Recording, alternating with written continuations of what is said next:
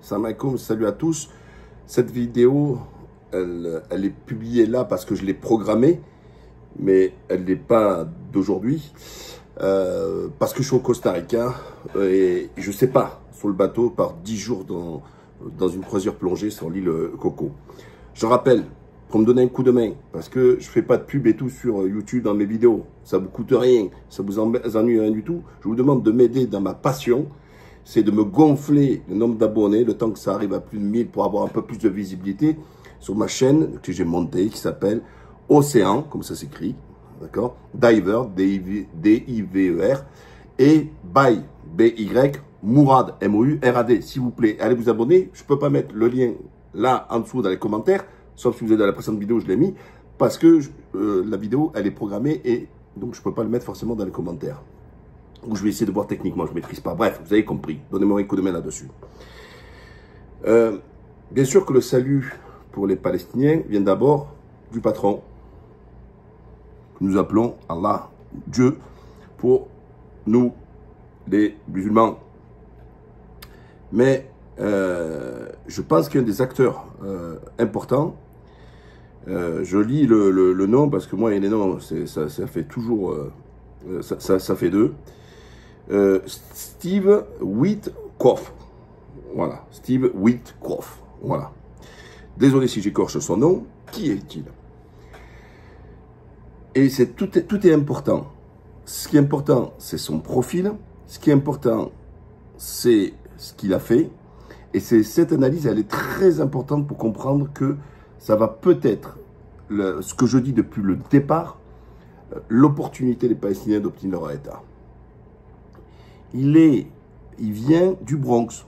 Je vous rappelle que c'est un pote de Trump qui doit avoir, il a 68 ans. Vous voyez, c'est pas, donc s'il a grandi et né au Bronx, vous voyez l'expression comme on disait, alors je sais pas si c'est une nouvelle génération, mais nous les anciens, on disait ça comme ça. On disait quoi? On disait, oh, quand c'était le bordel quelque part, on dit, oh, c'est le Bronx. Vous voyez, voilà. Il vient du Bronx, voilà. Et qui a fait fortune, il fait des études, et tout ça, etc. Il est juif. À New York, je vais me dire, il y en a beaucoup. Donc, je vous donne un peu le profil pour que vous compreniez bien. Hein. Il est juif. Il a fait sa fortune dans l'immobilier. Et on va dire, pourquoi je vous dis tout ça? Parce que c'est un vieux pote de Trump. Et que Trump, comme je vous ai dit, il gère la politique comme les affaires, comme le business. Et il a confiance en lui, ils jouent au golf ensemble, c'est son pote, ils ont partagé des trucs ensemble, etc. Et c'est pas innocent. Trump, il a pléthore de sionards autour de lui, lui-même. C'est pour ça qu'il faut faire toujours attention à ce que dit Trump. Trump est très excessif dans ses propos. Et parfois, dans son excessivité, c'est peut-être aussi parce qu'il y avait un autre discours qui venait derrière. Il sait qu'autour de lui, il a que ça, il a beaucoup. Et qu'il a de l'argent qu'on payait pour sa campagne. Donc il est pas idiot, hein, le gars. Mais, à un moment donné, il y a la réalité, c'est aussi quelqu'un, je suis foncièrement, je pense qu'il est foncièrement pacifique, qui veut marquer l'histoire, non pas par la guerre, mais par la paix. Voilà. Alors, ça peut vous sembler grotesque, vous voulez, mais j'y crois. L'histoire verra qui aura raison sur ce sujet. Il envoie ce gars, et ce gars a tout fait, parce que combien de présidents, notamment français, Chirac détestait Netanyahou, il disait que c'est un menteur. Même Sarkozy, qui était sioniste, disait c'est un menteur. Obama, dans ses écrits, tout le monde a massacré Netanyahou. Tout le monde sait que c'est un gros menteur, c'est un manipulateur, tout ça. Donc ça souffre d'aucune ambiguïté. Et il a réussi alors que c'est un juif, c'est pour ça que je vous le dis, à lui dire à Netanyahou, tu fais pas Shabbat, tu vas me voir, tu te la fermes et tu viens me voir, à le mettre à l'amende. Moi, je vous rappelle que quand la France a pris une position logique, comme elle a toujours pris avant, qu'est-ce qu'a fait Macron? Il nous a mis 2 gendarmes à terre sur des locaux qui appartiennent à la France, hein, donc sur un territoire français, sur un lieu français. Il nous a mis des gendarmes, il nous a humiliés. Humiliés. C'est ça l'humiliation que Rotaillot a rien dit. Humiliés en mettant nos gendarmes à terre comme ça. Donc c'était un message de Netanyahou. Attention à la position que vous prenez. Parce que de temps en temps, Macron, il fait croire que, ouais, moi je suis resté dans le même standard de la France. Non, ouais, donc j'ai vu un peu la lumière. Non, t'es un gros hypocrite. T'as vendu la France. Et surtout, les traditions de la France sur cette question-là, c'est 2 États, côte à côte, Palestine et Israël. D'accord. et que tu as refusé de voter sur la reconnaissance de l'État palestinien. C'est inadmissible. Bref, petite parenthèse. Alors, je relis un nom, mais tout ce qui a fait les accords de Abraham et tout ça, etc. Souvenez-vous, avant, l'autre campagne qu'il avait fait, quand il avait été président, il s'était entouré de sa fille et surtout de son poison, un gros sionard de ses sionards, son beau-fils. Eh oui, Jared Kushner. Ou Kushner. Ça s'écrit comme Kushner le nôtre, là, mais parce qu'en fait, c'est un U. K-U. Donc, je ne sais pas si ça se lit Kou ou ça se lit Kushner. Donc, je veux dire Kushner. Ou en turc, on dit Kushner. Ouais, c'est le même qu'on a en France. Ils ont le même nom à peu près, pas même orthographié. Et qui était un gros sionard et qui avait fait les accords d'Abraham, qui avait permis justement à des pays arabes de signer les accords de paix et de reconnaissance avec Israël, etc. Et là, comment? Il vire le beau-fils. On voyait que sa fille d'ailleurs était très présente lors des élections, tout ça, etc. Avant, pas là, là, très discrète, on la voyait très peu, alors qu'avant elle était partie prenante au devant de la scène, et un gros rôle à jouer. Sauf que les deux, là, on regarde, ben, ils n'ont pas les rôles à jouer. Donc Trump a sûrement changé de fusil d'épaule. Et il prend quoi? Il y a des professionnels de la politique, il connaît des mecs autour de lui, chez les républicains, et il prend quelqu'un qui est un juif, qui vient du business, qui vient du Bronx, qui s'est fait lui-même, à la force du poignet, etc. Et il choisit ce gars. Et vous allez comprendre que tout va dans le sens de ce que je suis en train de vous dire. Il bras le fer, en plein Shabbat, il dit non, il n'y a pas de Shabbat qui compte, tu viens et tu fais. Avant qu'il prête serment, là, Trump, tu me règles, tu me fais ton accord de paix. Il lui a broyé les mains. Et Netanyahu, il est rentré dans le rang. Voilà. Et là, dernièrement, là, il y a quelques jours, il a fait des choses, et vous allez comprendre pourquoi l'importance de ce gars. Il a été à Gaza. Alors, je refais le film. Souvenez-vous Chirac à Jérusalem, quand il voulait parler seulement aux Palestiniens, alors qu'on est, entre guillemets, sur un territoire contrôlé par Israël, même si ça appartient à la Palestine occupée. On est d'accord, mais on n'est pas à Gaza, là, on est à Jérusalem, sous contrôle 100% israélien, d'accord? Je me rappelle, on ne voulait même pas qu'il aille parler ou toucher la main d'un Palestinien. Macron a voulu copier, faire la même chose, sans que on va dire, le soufflet prenne. Hein. Il a essayé de faire la même chose, etc. Bon, ça n'a pas pris, mais la même technique. Comment? Tu as des présidents, des chefs d'État, pour 2 mètres, tu leur refuses, alors que c'est sous le contrôle, l'occupation israélienne. Hein. Là, tu autorises à Gaza, tu autorises un gars d'aller à Gaza. Je vous rappelais que aussi, ils ont été interdits aux instances internationales de venir enquêter sur le 7 octobre directement. On sait pourquoi, hein. Ils ne veulent pas forcément avoir la vérité. Alors, je ne dis pas qu'il n'y a pas eu des morts, tout ça, etc. Mais il y a eu certaines choses où ils ont raconté des romans, des ventres ouverts, des enfants décapités. Voilà, même si la masse n'est pas ma tasse de thé, je les vois mal faire ça parce que justement, ils perdraient dans l'opinion arabe et dans l'opinion musulmane. Parce que ça ne se fait pas. Vous voyez, vous comprenez ce que je veux dire? Bon, bref. C'est simplement pour vous expliquer. Hein. Donc, comment tu les refuses là-dessus? Il n'y a personne. Oh, le seul qui arrive à rentrer à Gaza, c'est un Américain qui rentre à Gaza. Ils ne veulent même pas que les instances internationales de l'ONU, maintenant, même l'UNRWA, ils n'en veulent même pas. Et tu le laisses rentrer. C'est qu'il aura tordu le bras. Il aura tordu le bras. Il y a été.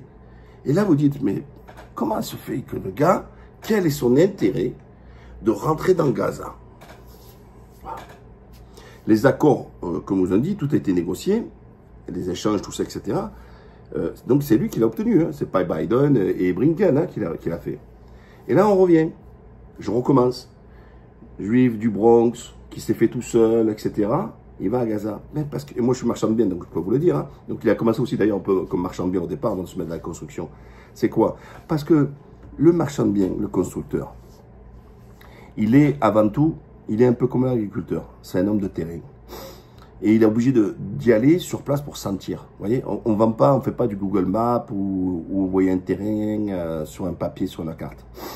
Il faut aller sur place pour sentir, tout voir. Vous voyez, voir les expositions, voir. Il faut sentir. Et lui, il a été à Gaza. Vous croyez que si c'était un sionard à mort, il serait allé à Gaza? Et qu'est-ce que tu es allé faire là-bas à Gaza? Il a été sur la partie nord, vous voyez, etc., où on a des Palestiniens du Sud qui remontent là-bas. On n'en sait pas, peut-être un jour on le saura, on ne sait pas ce qui s'est passé là-bas. Mais tu vas là-bas, ok, tu as pris la température, tu as vu. Avec qui tu as parlé? Avec qui tu veux parler? D'ailleurs, d'aucuns disent qu'après, il était parti parler avec des responsables d'Arabie Saoudite, et choses qu'ils sont en train de nier, etc. Mais je pense qu'il doit avoir quelque chose. Il ne veut pas faire publicité de tout ça. Est-ce qu'il a été avec quelle caméra, le bling-bling, le blanc-blond, tout ça, etc. Que dalle. Il a fini Gaza là-bas, et après, il a eu 2 heures de rendez-vous avec Netanyahou. 2 heures, c'est énorme. 2 heures en diplomatie, c'est beaucoup. Mais qu'est-ce qu'il a peut dire? Si c'était impressionnant et qu'il était dans la tribune de Netanyahou, il aurait pris la feuille de route de Netanyahou, comme ils font tous les autres, comme a fait Biden et Blinken, et puis basta. Non. 2 heures. Je pense qu'il a dû lui en mettre un peu dans la tronche. Et il lâche pas le morceau, parce que Trump a dû dire ce que dit lui, c'est comme moi qui le parle. Voilà. Trump, je pense qu'il a fait une confiance aveugle à son ami.